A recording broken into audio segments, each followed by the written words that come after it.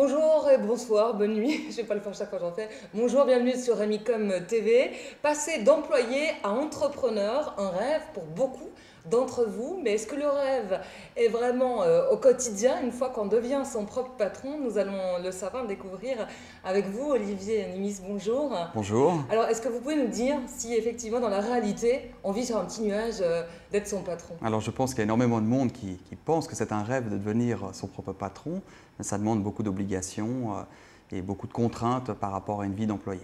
Est-ce que tout le monde peut devenir patron? Non.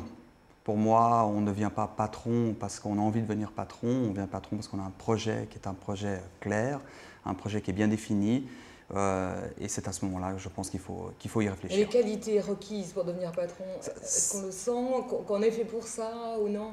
Je pense que de nouveau, c'est un coup de cœur, la personne où elle se sent à devenir son propre patron ou elle ne l'est pas. Et c'est à lui de déterminer à ce moment-là si c'est possible ou pas.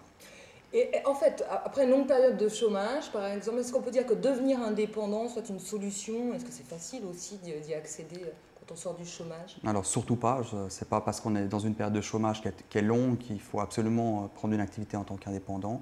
De nouveau, c'est un coup de cœur, c'est une envie, on ne peut pas se lever le matin et puis dire ben, aujourd'hui j'ai pas de travail et je vais devenir mon propre patron, tant mieux. Non, c'est quand même quelque chose d'un peu plus compliqué que ça.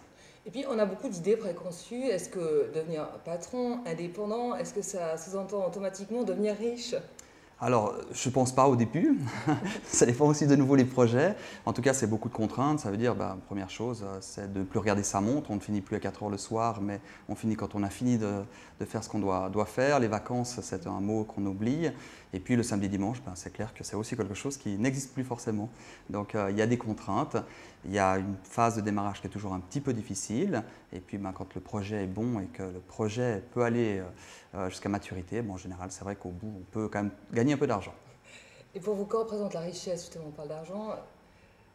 Alors, pour moi, la richesse, ce n'est pas l'argent quand on est son propre patron. La richesse, c'est de pouvoir se lever le matin et de se dire je travaille pour moi, je vais travailler chez moi, je le fais comme je veux et comme je peux et pas avoir un patron qui vous donne des ordres toute la journée. Vous m'étonnez, mais vous-même, du coup, vous en donnez des ordres. Oui. C'est le plus gratifiant, on passe de l'autre côté, forcément, Voilà. des employés. Est-ce que vous avez un dernier conseil à prodiguer?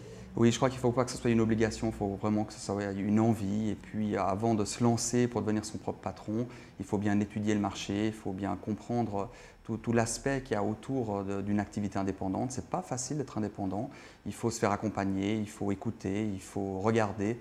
Et je pense que c'est un élément qui est très important. J'imagine fois soit à Césaria. En tout cas, Olivier, merci d'avoir répondu à toutes ces questions. Donc ne manquez pas de nous retrouver bientôt. Nous aborderons d'autres thématiques. Au revoir.